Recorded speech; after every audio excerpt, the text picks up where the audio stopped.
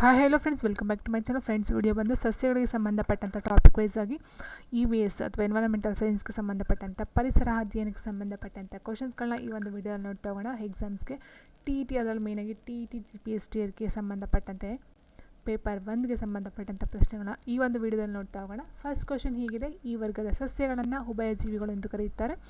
ಆವಾಸ ಸಸ್ಯಗಳು, ಜರಿಸಸ್ಯಗಳು, ಜಿಮ್ನೋಸ್ಪರ್ಮ್, ಏಂಜಿಯೋಸ್ಪರ್ಮ್ ಅಂತ ಕೊಟ್ಟಿದ್ದಾರೆ. ಸೊ ಉಭಯಜೀವಿ ಅಂತ ಹೇಳಿದಾಗ ಭೂಮಿ ಮತ್ತು ನೀರಿನ ಎರಡು ಕಡೆ ವಾಸ ಅಥವಾ ಬೆಳೀತಕ್ಕಂಥ ಒಂದು ಸಸ್ಯ ಅಂತ ಹೇಳ್ಬೋದು. ಸೊ ಆನ್ಸರ್ ಬಂದು ಆಪ್ಷನ್ ಎ, ಆವಾಸ ಸಸ್ಯಗಳು. ಆ್ಯಂಡ್ ನೆಕ್ಸ್ಟ್ ಕ್ವೆಶನ್ ಹೀಗಿದೆ: ರಿಕ್ಷಿಯ ಯಾವ ವರ್ಗಕ್ಕೆ ಸೇರಿದ ಸಸ್ಯವಾಗಿದೆ ಅಂತ ಕೇಳಿದರೆ ಆವಾಸ ಸಸ್ಯ, ಜರಿಸಸ್ಯ, ನಗ್ನ ಬೀಜ ಸಸ್ಯ, ಹೂ ಬಿಡುವ ಸಸ್ಯ. ಸೊ ರಿಕ್ಷಿಯ ಅಂತಕ್ಕಂಥದ್ದು ಬಂದು ಆವಾಸ ಸಸ್ಯಕ್ಕೆ ಒಂದು ಬೆಸ್ಟ್ ಎಕ್ಸಾಂಪಲ್ ಅಂತ ಹೇಳ್ಬೋದು. ಆ್ಯಂಡ್ ನೆಕ್ಸ್ಟ್ ಕ್ವೆಶನ್ ಹೀಗಿದೆ: ಅಡಿಯಾಟ್ ಯಾವ ವರ್ಗಕ್ಕೆ ಸೇರಿದೆ? ಜರಿಸಸ್ಯನ, ಅದೊಂದು ಆವಾಸ ಸಸ್ಯನ ಅಥವಾ ನಗ್ನ ಬೀಜ ಸಸ್ಯನ, ಹೂ ಬಿಡುವ ಸಸ್ಯನ ಅಂತ ಕೇಳಿರ್ತಕ್ಕಂಥದ್ದು. ಸೊ ಇದು ಒಂದು ಅಡಿಯಾಟ್ ಅಂತಕ್ಕಂಥದ್ದು ಜರಿಸಸ್ಯವಾಗಿರುತ್ತೆ. ಆ್ಯಂಡ್ ನೆಕ್ಸ್ಟ್ ಫ್ರೆಂಡ್ಸ್, ಸಸ್ಯದ ಸಂತಾನೋತ್ಪತ್ತಿಯ ಭಾಗ ಯಾವುದು ಅಂತ ಕೇಳಿದರೆ ಹೂ, ಕಾಯಿ, ಹಣ್ಣು, ಮೊಗ್ಗು ಅಂತ ಕೊಟ್ಟಿದ್ದಾರೆ. ಸೊ ಸಸ್ಯದ ಸಂತಾನೋತ್ಪತ್ತಿಯ ಭಾಗ ಯಾವುದು ಅಂತ ಹೇಳಿದರೆ option A, who. And next ಅತ್ಯಂತ ಚಿಕ್ಕ ಹೂ ಯಾವುದು? ರ್ಯಾಪೋಷಿಯಾ, ಚೆಂಡು ಹೂ, ಉಲ್ಫಿಯಾ, ಡಫೋಡಿಲ್ಸ್ ಅಂತ ಕೊಟ್ಟಿದ್ದಾರೆ. ಡಾಫೋಡಿಲ್ಸ್ ಆ್ಯಕ್ಚುಲಿ. ಸೊ ಆನ್ಸರ್ ಬಂದು ಉಲ್ಫಿಯಾ ಅಂತಕ್ಕಂಥದ್ದು ಅತ್ಯಂತ ಚಿಕ್ಕ ಹೂ. ಹಾಗಾದರೆ ಅತ್ಯಂತ ದೊಡ್ಡ ಹೂ ಯಾವುದು? ರ್ಯಾಪೋಷಿಯಾ, ಆರ್ಕಿಡಾ, ಲಿಲ್ಲಿ, ಮಲ್ಲಿಗೆ ಅಂತ ಕೊಟ್ಟಿದ್ದಾರೆ. ಸೊ ಆಪ್ಷನ್ ಏನಿದೆ ರಾಫೋಷಿಯಾ ಬಂದು ಅತ್ಯಂತ ದೊಡ್ಡ ಹೂ, ತುಂಬ ಅದು ವಾಸನೆ ಸ್ಮೆಲ್ ಇರುತ್ತಂತೆ. ಇನ್ನು ನೆಕ್ಸ್ಟ್ ಕ್ವೆಶನ್ ಹೇಗಿದೆ: ಮಾವಿನ ಗಿಡದ ವೈಜ್ಞಾನಿಕ ಹೆಸರೇನು ಅಂತ ಕೇಳಿದರೆ ಫಿಕಾಸಾ ಬೆಂಗಾಲೆನ್ಸಿಸ್, ಮ್ಯೂಂಜಿಫೆರಾ ಇಂಡಿಕಾ, ರೆವಲ್ಫಿನಾ ಸರಡೆಂಟಿನಾ, ಕ್ಯಾಸಿಯಾ ತುರಾ ಅಂತ ಕೊಟ್ಟಿದ್ದಾರೆ.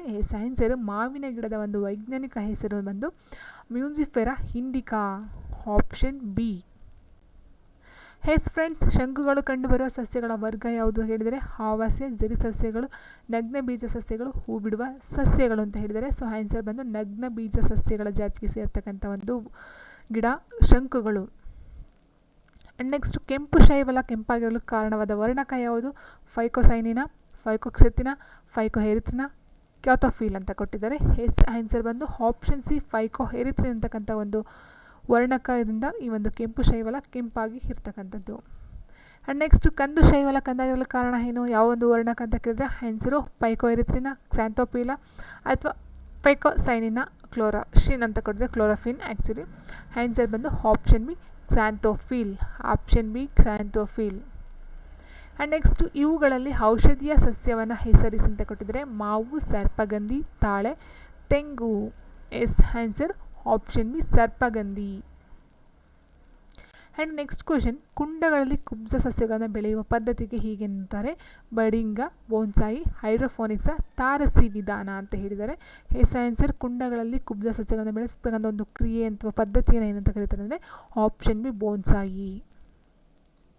ಆ್ಯಂಡ್ ನೆಕ್ಸ್ಟ್ ಕ್ವೆಶನ್: ಹೂವಿನ ಗಂಡು ಭಾಗ ತಿಳಿಸಿರಿ ಅಂತ ಕೊಟ್ಟಿದ್ರೆ ಶಲಾಕಾಗ್ರ, ಅಂಡಾಶಯ, ಶಲಾಕನಳಿಕೆ, ಪರಾಗಕೋಶ. ಆನ್ಸರ್ ಬಂದು ಹೂವಿನ ಗಂಡು ಭಾಗ ಅಂತ ಹೇಳಿದ್ರೆ ಆಪ್ಷನ್ ಡಿ, ಪರಾಗಕೋಶ. ಆ್ಯಂಡ್ ನೆಕ್ಸ್ಟ್, ಇವುಗಳಲ್ಲಿ ಸಾಂಬಾರ್ ಸಸ್ಯವನ್ನು ಗುರುತಿಸಿ ಅಂತ ಕೊಟ್ಟಿದ್ರೆ ಕರಿಮೆಣಸು, ರಾಗಿ, ಎಳ್ಳು, ಕೋಕೋ. ಸೊ ಆನ್ಸರ್ ಗೊತ್ತಿದೆ ಅಲ್ವ ಫ್ರೆಂಡ್ಸ್, ಆಪ್ಷನ್ ಎ ಕರಿಮೆಣಸು ಬಂದು ಇದು ಸಾಂಬಾರು ಪದಾರ್ಥ ಅಂತ ಹೇಳ್ಬೋದು, ಸಾಂಬಾರು ಸಸ್ಯ ವರ್ಗಕ್ಕೆ ಸೇರ್ತಕ್ಕಂಥದ್ದು. ಆ್ಯಂಡ್ ನೆಕ್ಸ್ಟು, ಆಯುರ್ವೇದ ಪಿತಾಮಹ ಎಂದು ಇವರನ್ನು ಕರೆಯುತ್ತಾರೆ ಯಾರನ್ನ? ಚರಕ, ಅರಿಸ್ಟಾಟಲ್, ಸುಶ್ರುತ, ಕರೋಲೋಸಲಿನಿಯಸ್ ಅಂತ ಕೊಟ್ಟಿದ್ದಾರೆ, ಕರೋಲೋಸೈನಿಯಸ್. ಆ್ಯಂಡ್ ಆನ್ಸರ್ ಬಂದು ಆಪ್ಷನ್ ಎ ಚರಕ ಹೇಳಿದರೆ ಚರಕ ಸಂಹಿತೆಯನ್ನು ರಚನೆ ಮಾಡ್ತಾರೆ, ಇವರನ್ನು ಆಯುರ್ವೇದ ಪಿತಾಮಹ ಅಂತ ಹೇಳ್ತಾರೆ. ಆ್ಯಂಡ್ ನೆಕ್ಸ್ಟ್, ಚಾಕೊಲೇಟ್ ತಯಾರಿಸಲು ಉಪಯೋಗಿಸುವಂಥ ಪಾನೀಯ ಸಸ್ಯ ಯಾವುದು ಅಂತ ಕೇಳಿದರೆ ಕಾಫಿ, ಎಳ್ಳು, ಕೋಕೋ, ಹೆಣ್ಣು ಅಂತ ಕೊಟ್ಟಿದ್ದಾರೆ. ಆನ್ಸರ್ ಬಂದು ಆಪ್ಷನ್ ಸಿ, ಕೋಕೋನ ಯೂಸ್ ಮಾಡಿಕೊಂಡು ಚಾಕ್ಲೇಟನ್ನು ತಯಾರು ಮಾಡ್ತಕ್ಕಂಥದ್ದು. ಆ್ಯಂಡ್ ನೆಕ್ಸ್ಟ್, ವೃಕ್ಷಾಯುರ್ವೇದ ಗ್ರಂಥ ಬರೆದಂತಹ ವ್ಯಕ್ತಿ ಯಾರು? ವಿಜ್ಞಾನಿ ಯಾರು? ವೃಕ್ಷಾಯುರ್ವೇದ ಗ್ರಂಥವನ್ನು ರಚನೆ ಮಾಡ್ತಕ್ಕಂಥವ್ರು ಯಾರು ಅಂತ ಕೇಳಿರೋದು ಸೊ ಚರಕ,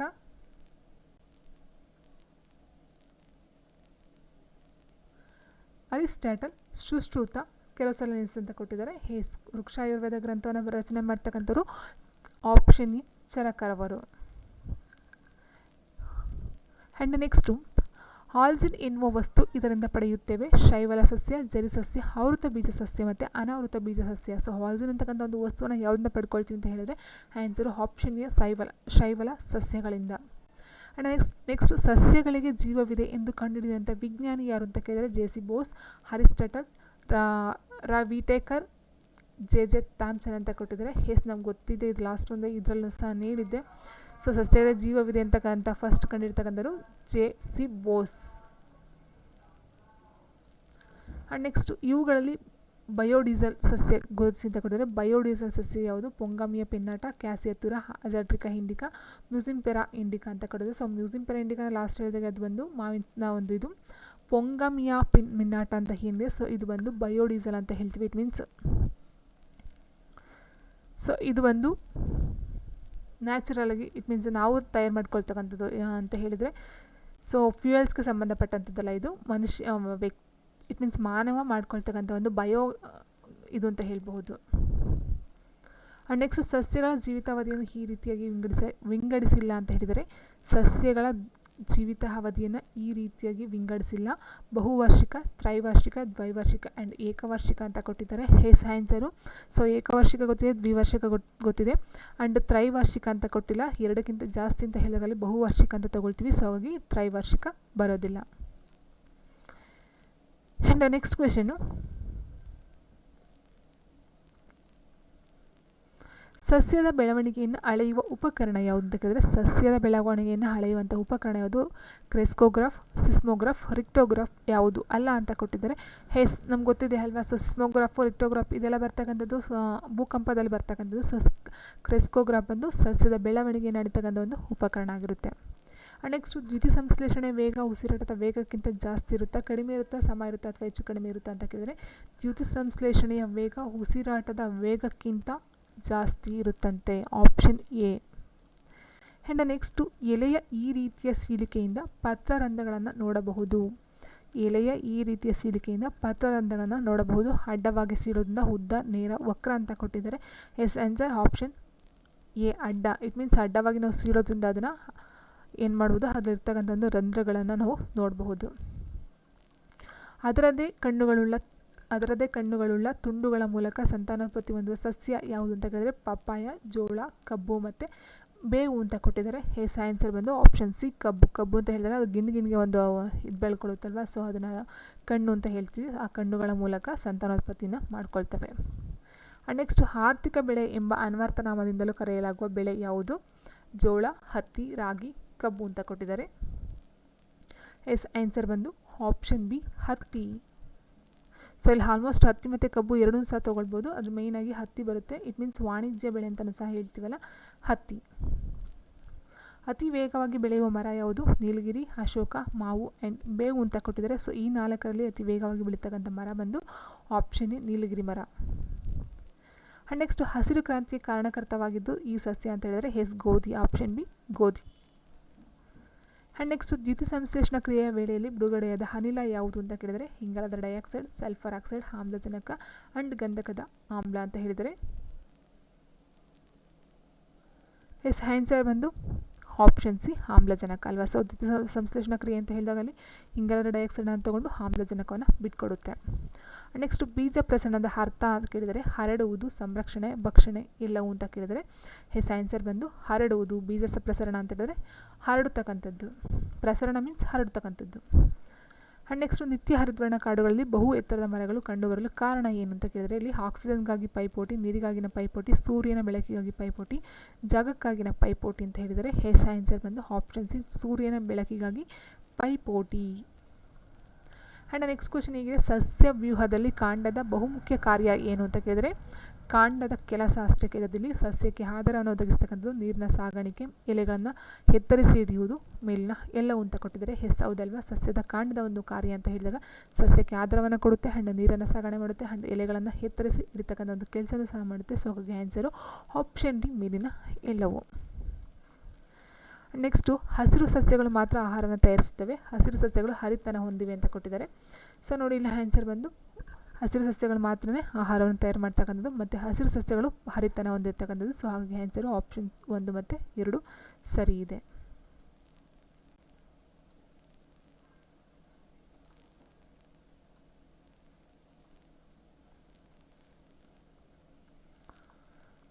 ನೆಕ್ಸ್ಟ್ ಇದು ತಂತು ಬೇರುಗಳನ್ನು ಹೊಂದಿರುವ ಸಸ್ಯವಾಗಿದೆ ಅಂತ ಕೊಟ್ಟಿದ್ದಾರೆ. ಸೊ ಹತ್ತಿ, ಬಟಾಣಿ, ಹುಲ್ಲು, ಶೇಂಗಾ ಅಂತ ಕೊಟ್ಟಿದ್ದಾರೆ. ಸೊ ತಂತು ಬೇರನ್ನು ಹೊಂದಿರತಕ್ಕಂಥ ಒಂದು ಸಸ್ಯ ಯಾವುದು ಅಂತ ಕೇಳಿರ್ತದೆ ಇಲ್ಲಿ. ಸೊ ಆನ್ಸರ್ ಬಂದು ಆನ್ಸರ್ ಆಪ್ಷನ್ ಸಿ, ಹುಲ್ಲು. ಆ್ಯಂಡ್ ನೆಕ್ಸ್ಟ್ ಕ್ವಶನ್, ಕೀಟಗಳನ್ನು ಆಕರ್ಷಿಸುವ ಹೂವಿನ ಭಾಗ ಯಾವುದು? ಕೀಟಗಳನ್ನು ಆಕರ್ಷಿಸುವ ಹೂವಿನ ಭಾಗ ಪುಷ್ಪದಳಗಳು, ಪುಷ್ಪಪತ್ರಗಳು, ಶಲಾಕೆ ಆ್ಯಂಡ್ ಕೇಸರ ಅಂತ ಕೊಟ್ಟಿದ್ದಾರೆ. ಆನ್ಸರ್ ಬಂದು ಆಪ್ಷನ್ ಎ, ಪುಷ್ಪದಳಗಳು. ಆ್ಯಂಡ್ ನೆಕ್ಸ್ಟು, ಸಸ್ಯದಲ್ಲಿ ಹಣ್ಣು ಇದರಿಂದ ಉಂಟಾಗುತ್ತದೆ, ಯಾವುದರಿಂದ? ಶಲಾಕೆನ, ಅಂಡಕ್ಕು, ಅಂಡಾಶಯ ಅಥವಾ ಶಲಾಕಾಗ್ರ ಅಂತ ಕೊಟ್ಟಿದ್ದಾರೆ. ಸೊ ಸಸ್ಯದಲ್ಲಿ ಹಣ್ಣು ಉಂಟಾಗ್ತಕ್ಕಂಥದ್ದು ಆಪ್ಷನ್ ಸಿ, ಅಂಡಾಶಯದಿಂದ. ಸೊ ಸೇಮ್, ಸಸ್ಯದ ಎಲೆ ಹಸಿರಾಗಿರಲು ಕಾರಣ ಪತ್ರಹರಿತು. ಹಿಮೋಗ್ಲೋಬಿನ್ ಬಂದು ರಕ್ತಕ್ಕೆ ಸಂಬಂಧಪಟ್ಟಂಥದ್ದು, ಪತ್ರಹರಿತ ಬಂದು ಸಸ್ಯದ ಎಲೆ ಹಸಿರಾಗಿರ್ತಕ್ಕಂಥದ್ದು. ನೆಕ್ಸ್ಟು, ಗ್ರಾನ ಭಾಗದಲ್ಲಿ ನಡೆಯುವ ಕ್ರಿಯೆ ಏನು ಅಂತ ಕೇಳಿದರೆ ಬೆಳಕಿನ ಪ್ರತಿಕ್ರಿಯೆ, ಎರಡು ಕ್ರಿಯೆ ಅಂತ ಕೊಟ್ಟಿದ್ದಾರೆ. ಆನ್ಸರ್ ಬಂದು ಗ್ರಾನದಲ್ಲಿ ಬೆಳಕಿನ ಪ್ರತಿಕ್ರಿಯೆ ಅಂತಕ್ಕಂಥದ್ದು ನಡೆಯುತ್ತೆ. ನೆಕ್ಸ್ಟು, ನೆಪಂಥಿಸ್ ಗೊತ್ತಿರ್ಬೋದು ನಿಮಗೆ, ಹೂಜಿ ಗಿಡ ಇದು ಕೀಟಾಣುಗಳಿಂದ ಪಡಿತಕ್ಕಂಥ ಒಂದು ಮೂಲವಸ್ತು, ಕೀಟಗಳಿಂದ ಪಡಿತಕ್ಕಂಥ ಒಂದು ಮೂಲವಸ್ತು. ಸೊ ಇಲ್ಲಿ ಏನಂತ ಹೇಳಿದ್ರೆ ನೆಪಂಥಿಸ್ ಅಂತಕ್ಕಂಥ ಒಂದು ಹೂಜಿ ಗಿಡ, ಇಟ್ ಮೀನ್ಸ್ ಅದು ಕೀಟ ಸಸ್ಯಾಹಾರಿ ಅಂತ ನಾವು ಕೀಟಗಳನ್ನ ತಿಂತಕ್ಕಂಥ ಒಂದು ಸಸ್ಯಾಹಾರಿ ಅಂತ ಹೇಳ್ಬೋದು, ಸಸ್ಯ ಅಂತ ಹೇಳ್ಬೋದು. ಸೊ ಕೀಟಗಳಿಂದ ಯಾವ ಒಂದು ಅಂಶವನ್ನು ಈ ನೆಪಂಥಿಸ್ ಅಂತಕ್ಕಂಥ ಒಂದು ಸಸ್ಯ ಪಡ್ಕೊಳ್ಳುತ್ತೆ ಅಂತ ಕೇಳೋದು calcium, nitrogen, sodium and oxygen ಅಂತ ಕೊಟ್ಟಿದ್ದಾರೆ. ಆನ್ಸರ್ ಬಂದು ನೈಟ್ರೋಜನ್. ಆ್ಯಂಡ್ ನೆಕ್ಸ್ಟ್, ಹೂವಿನ ಬಣ್ಣಕ್ಕೆ ಕಾರಣ ಏನು? ಸೊ ಹೂವಿನ ಬಣ್ಣಕ್ಕೆ ಕಾರಣ ಏನು? ಪತ್ರಹರಿತ ಬಂದು ಗ್ರೀನ್ ಕಲರ್ ಆಯಿತು, ಲಿಕೋಪ್ಲಾಸ್ಟ್, ಕ್ಲೋರೋಪ್ಲಾಸ್ಟ್, ಕ್ರೋಮೋಪ್ಲಾಸ್ಟ್ ಅಂತ ಕೊಟ್ಟಿದ್ದಾರೆ. ಈ ಒಂದು ಹೂವಿನ ಬಣ್ಣ ಏನಿದೆಯೋ ಸೊ ಅದಕ್ಕೆ ಮೇನ್ ಕಾರಣ ಅಂತ ಹೇಳಿದರೆ ಕ್ರೋಮೋಪ್ಲಾಸ್ಟಾ.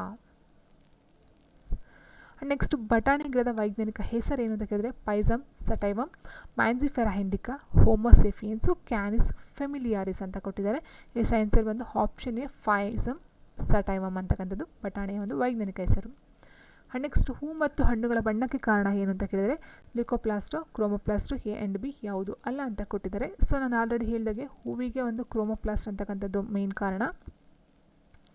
ಸೊ ಹಾಗೆ ರೀತಿ ಹಣ್ಣು ಮತ್ತು ಹೂ ಎರಡಕ್ಕೂ ಸಹ ಸೇಮ್ ಅದೇನೆ, ಕ್ರೋಮೋಪ್ಲಾಸ್ಟ್ ಅಂತಕ್ಕಂಥದ್ದು. ನೆಕ್ಸ್ಟ್, ಆಯುರ್ವೇದ ಪಿತಾಮಹ ಯಾರು? ಚರಕನ, ಪರಾಶರ, ಅರಿಸ್ಟಾಟಲ್, ಬ್ಯಾಕ್ಟೀರಿಯಾ ಅಂತ ಹೇಳಿದರೆ ಆಯುರ್ವೇದ ಪಿತಾಮಹ ಬಂದು ಆಪ್ಷನ್ ಎ, ಚರಕರವರು. ನೆಕ್ಸ್ಟು, ಏಕದಳ ಸಸ್ಯದ ಬೇರುಗಳು ಹೇಗಿರುತ್ತೆ? ತಂತು ಬೇರಾಗಿರುತ್ತೆ, ತಾಯಿ ಬೇರಾಗಿರುತ್ತೆ, ಅಥವಾ ಎ ಆ್ಯಂಡ್ ಬಿ ಎರಡೂ ಆಗಿರುತ್ತೆ ಅಂತ ಕೇಳಿದ್ದಾರೆ.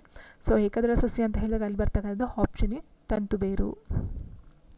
ಆ್ಯಂಡ್ ನೆಕ್ಸ್ಟು, ದ್ವಿದಳ ಸಸ್ಯದ ಬೇರುಗಳಲ್ಲಿ ತಂತು ಬೇರು, ತಾಯಿ ಬೇರು ಯಾವುದಿರುತ್ತೆ ಅಂತ ಕೇಳಿದರೆ ಸೊ ಇಲ್ಲಿ ನಾವು ನೋಡಿದ್ವಿ ಏಕದಳ ಸಸ್ಯ ತಂತು ಬೇರು ಅಂತ ಹೇಳಿದ್ಮೇಲೆ ದ್ವಿದಳ ಸಸ್ಯ ಏನಿದೆ ಅದು ಬಂದು ತಾಯಿ ಬೇರು ಆಗಿರಲೇಬೇಕಲ್ವಾ. ಸೊ ಆನ್ಸರ್ ಬಂದು ಆಪ್ಷನ್ ಬಿ, ತಾಯಿ ಬೇರು. ನೆಕ್ಸ್ಟು, ಜೋಳ ಮತ್ತು ರಾಗಿ ಯಾವ ಒಂದು ಬೇರನ್ನು ಹೊಂದಿರುತ್ತೆ? ಏಕದಳನ, ದ್ವಿದಳನ, ತ್ರಿದಳನ ಅಂತ ಕೇಳಿದರೆ ಜೋಳ ಮತ್ತು ರಾಗಿ ಬಂದು ಆನ್ಸರ್ ಬಂದು ಆಪ್ಷನ್ ಎ, ಅದು ಬಂದು ಏಕದಳ.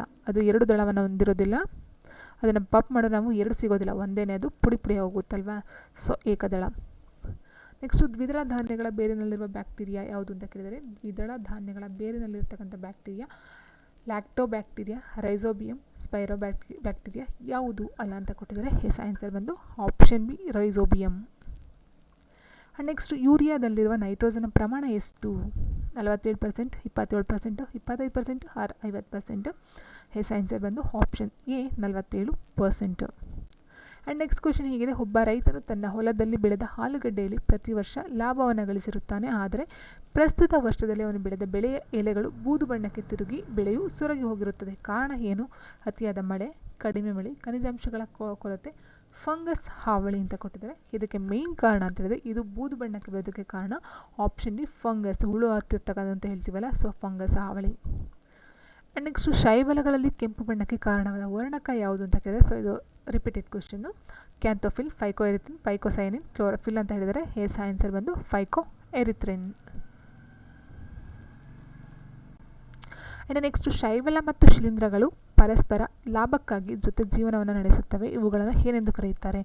ಶೈವಲ ಮತ್ತು ಶಿಲೀಂಧ್ರಗಳು ಪರಸ್ಪರ ಲಾಭಕ್ಕಾಗಿ ಜೊತೆಯಲ್ಲಿ ಜೀವನವನ್ನು ನಡೆಸ್ತವಂತೆ. ಅವುಗಳ ಎಂಥ ಹೆಸರಿಂದ ಕರೀತಾರೆ? ಆವಾಸಿ ಸಸ್ಯನ, ಕಲ್ಲು ಹೂವಿನ, ಅನಾವೃತ ಬೀಜ ಸಸ್ಯನ, ಜೀವರೋಧಕ ಅಂತ ಕೊಟ್ಟಿದ್ದಾರೆ. ಆನ್ಸರ್ ಬಂದು ಕಲ್ಲು ಹೂವು, ಆಪ್ಷನ್ ಬಿ. ನೆಕ್ಸ್ಟ್ ಕ್ವೆಶನ್, ಸಸ್ಯಶಾಸ್ತ್ರದ ಜನಕ ಯಾರು? Carl Lewis, Cornwallis, Carolus Linnaeus, Karl Marx ಅಂತ ಕೊಟ್ಟಿದ್ದಾರೆ. ಸಸ್ಯಶಾಸ್ತ್ರದ ಜನಕ ಬಂದು ಆಪ್ಷನ್ ಸಿ, ಕಾರೋಲಸ್ ಲಿನೇಯಸ್ ಅಂತಕ್ಕಂಥವ್ರು. ನೆಕ್ಸ್ಟ್ ಸಸ್ಯಗಳಿಗೆ ಜೀವವಿದೆ ಎಂದು ಹೇಳಿದ ಭಾರತೀಯ ವಿಜ್ಞಾನಿ ಯಾರು? ಸೊ ಇದು repeated question. Jagadish Chandra Bose, J C. Bose. Next ಇದು ಒಂದು ಬೇರು.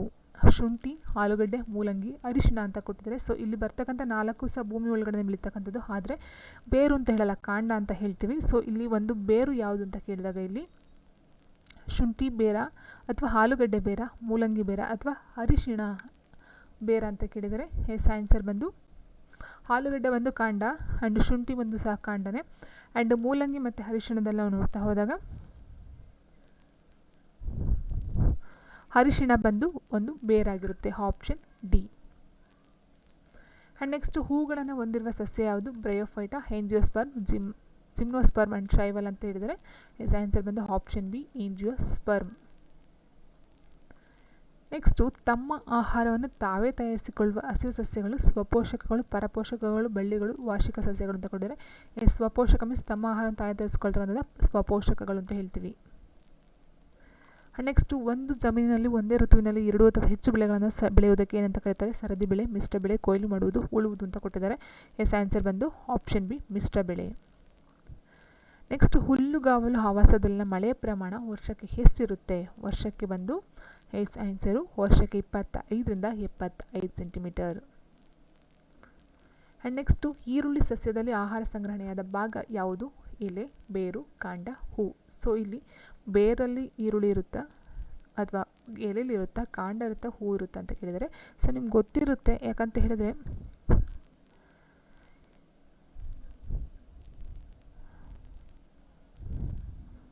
ಸೊ ಈರುಳ್ಳಿ ಇಲ್ಲಿ ಬೇರು ಅಂತಕ್ಕಂಥದ್ದು ಬರೋದಿಲ್ಲ. ಬೇರು ಬಂದು ಕೆಳಗಡೆ ಆಲ್ಮೋಸ್ಟ್ ನೀವು ನೋಡಿರ್ತೀವಿ, ಬೇರು ಬಂದು ಬೇರಲ್ಲಿರುತ್ತೆ, ಬೇರಿರುತ್ತೆ ಈರುಳ್ಳಿಯಲ್ಲಿ ನೀವು ನೋಡಿರ್ತೀವಿ. ಆ್ಯಂಡ್ ಹೂವನ್ನು ನೋಡಿರ್ತೀರಿ, ಬಟ್ ಅದು ಆಹಾರ ಸಂಗ್ರಹಣೆ ಅಲ್ಲ.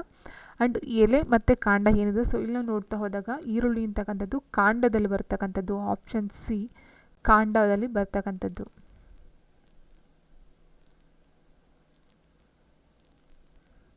ಆ್ಯಂಡ್ ನೆಕ್ಸ್ಟು ಹೂವಿನ ಸಂತಾನೋತ್ಪತ್ತಿಯ ಹೆಣ್ಣು ಭಾಗ ಯಾವುದು ಅಂತ ಕೇಳಿದರೆ ಕೇಸರ, ಅಂಡಾಶಯ, ಅಂಡಕಗಳು ಮತ್ತು ಶಲಾಕೆ ಅಂತ ಕೊಟ್ಟಿದ್ದಾರೆ. ಆನ್ಸರ್ ಬಂದು ಆಪ್ಷನ್ ಬಿ, ಅಂಡಾಶಯ.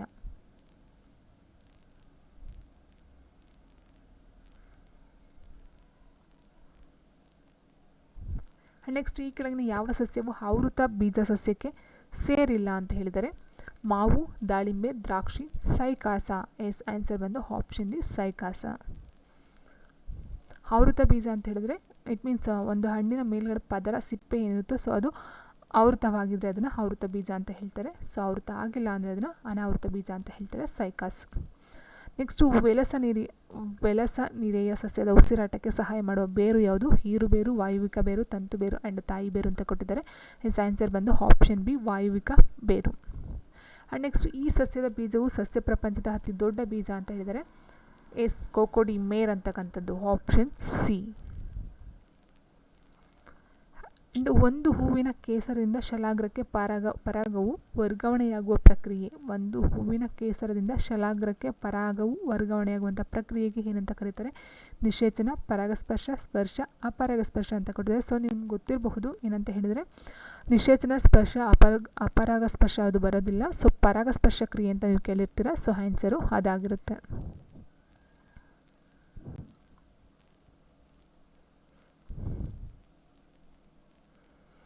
ನೆಕ್ಸ್ಟ್ ಸ್ಪೈರೋಗೈರ ಜೀವಿಯಲ್ಲಿ ಸಂತಾನೋತ್ಪತ್ತಿಯ ವಿಧ ಯಾವುದು? ವಿದಳನ, ಪುನರುತ್ಪತ್ತಿ, ಬೀಜಾಣು ಉತ್ಪತ್ತಿ, ತುಂಡಾಗುವಿಕೆ ಅಂತ ಕೊಟ್ಟಿದ್ದಾರೆ. ಆನ್ಸರ್ ಬಂದು ಸ್ಪೈರೋಗೈರ ಜೀವಿಯಲ್ಲಿ ಬಂದು ಆಪ್ಷನ್ ಎ, ವಿದಳನ ಕ್ರಿಯೆ. ನೆಕ್ಸ್ಟ್ ಮಾಂಸಲ ಬೇರು ಹೊಂದಿರುವ ಸಸ್ಯ ಯಾವುದು ಅಂತ ಕೇಳಿದರೆ ಆಲೂಗಡ್ಡೆ, ಗೆಣಸು, ಶುಂಠಿ ಆ್ಯಂಡ್ ಶೇಂಗಾ ಅಂತ ಕೊಟ್ಟಿದ್ದಾರೆ. ಆನ್ಸರ್ ನೋಡ್ತಾ ಹೋದರೆ ಆಪ್ಷನ್ ಬಿ, ಗೆಣಸು. ಆ್ಯಂಡ್ ನೆಕ್ಸ್ಟ್ ಸಸ್ಯದಲ್ಲಿ ಹಣ್ಣು ಇದರಿಂದ ಉಂಟಾಗುತ್ತದೆ. ಶಲಾಕೆ, ಅಂಡಕ, ಅಂಡಾಶಯ ಆ್ಯಂಡ್ ಶಲಾಕಾಗ್ರ ಅಂತ ಕೊಟ್ಟಿದ್ದಾರೆ. Already repeated question. ಅಂಡಾಶಯದಲ್ಲಿ ಹಣ್ಣು ಉಂಟಾಗ್ತಕ್ಕಂಥದ್ದು ಆಪ್ಷನ್ ಸಿ.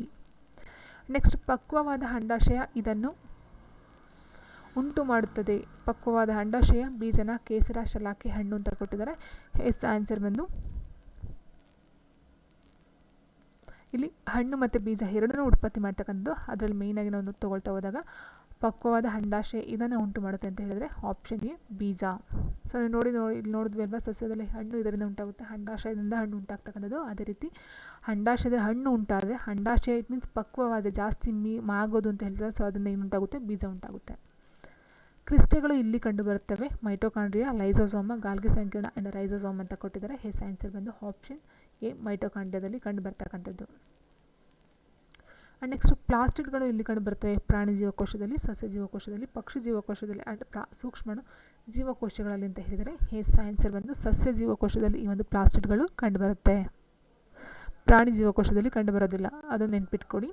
ಬಣ್ಣ ಕೊಡದ ವರ್ಣಕಗಳಿಲ್ಲದ ಪ್ಲಾಸ್ಟಿಡ್ಗಳು ಯಾವುದು? ಬಣ್ಣ ಕೊಡದ ವರ್ಣಕಗಳಲ್ಲದ ಪ್ಲಾಸ್ಟಿಡ್ಗಳು ಯಾವುದು? ಕ್ಲೋರೋಪ್ಲಾಸ್ಟ್ಗಳು, ಕ್ರೋಮೋಪ್ಲಾಸ್ಟ್ಗಳು, ಯುಕೋಪ್ಲಾಸ್ಟ್ಗಳು ಎಲ್ಲವೂ ಅಂತ ಕೊಟ್ಟಿದ್ದಾರೆ. ಎಸ್ ಆನ್ಸರ್ ಬಂದು ಆಪ್ಷನ್ ಬಿ ಕ್ರೋಮೋಪ್ಲಾಸ್ಟ್ಗಳು.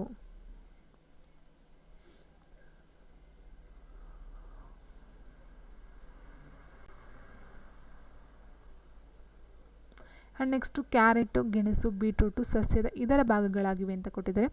ಎಲೆಗಳ, ಕಾಂಡಗಳ, ಬೇರುಗಳ ಮತ್ತು ಕಾಯಿಗಳ ಅಂತ ಕೇಳಿರೋದು. ಸೊ ನಮ್ಗೆ ಗೊತ್ತಿರುತ್ತೆ ಆಲ್ಮೋಸ್ಟ್ ಎಲ್ಲನೂ ಬೇರಲ್ಲಿ ಬಂದಿರತಕ್ಕಂಥ ಏನು ಭೂಮಿಯ ಅಂಡೆ ಬರ್ತಕ್ಕಂಥದ್ದನ್ನೆಲ್ಲ ನಾವು ಬೇರುಗಳು ಅಂತ ಅಂದ್ಕೊಳ್ತೀವಿ. ಬಟ್ ಅದೆಲ್ಲ ಬೇರುಗಳು ಅದಕ್ಕೆ ಆಗೋದಕ್ಕೆ ಸಾಧ್ಯ ಇರೋದಿಲ್ಲ. ಸೊ ಇಲ್ಲ ನೋಡ್ತಾ ಹೋದಾಗ ಕ್ಯಾರೆಟ್ ಆಗಿರ್ಬೋದು, ಗೆಣಸು, ಬೀಟ್ರೂಟ್ ಇವೆಲ್ಲ ಕಾಂಡಗಳ ಒಂದು ಲಿಸ್ಟ್ಗೆ ಸೇರ್ಕೊಳ್ತಕ್ಕಂಥದ್ದು. ಆಪ್ಷನ್ ಬಿ ಕಾಂಡಗಳಿಗೆ ಬರುತ್ತೆ. ಆ್ಯಂಡ್ ನೆಕ್ಸ್ಟು ಸ್ಪೀಸ್ ಪ್ಲಾಂಟೇರಮ್ ಪುಸ್ತಕದ ಕರ್ತೃ ಯಾರು ಅಂತ ಕೇಳಿದರೆ Parashara, Aristotle, Carolus Linnaeus, Charles Darwin ಅಂತ ಕೊಟ್ಟಿದ್ದಾರೆ. ಎಸ್ ಆನ್ಸರ್ ಬಂದು ಸೊ ಕರೋಲಸ್ ಲಿನೇಯಸ್ ಸಸ್ಯಶಾಸ್ತ್ರದ ಪಿತಾಮಹ ಅಂತ ಏನು ಹೇಳಿದ್ವಿ. ಸೊ ಅದರ ಒಂದು ಅವರೊಬ್ಬರು ಈ ಒಂದು ಸ್ಪೀಸಿಸ್ ಪ್ಲಾಂಟೇರಮ್ ಅಂತಕ್ಕಂಥ ಒಂದು ಪುಸ್ತಕದ ಕರ್ತೃ ಆಗಿರ್ತಾರೆ.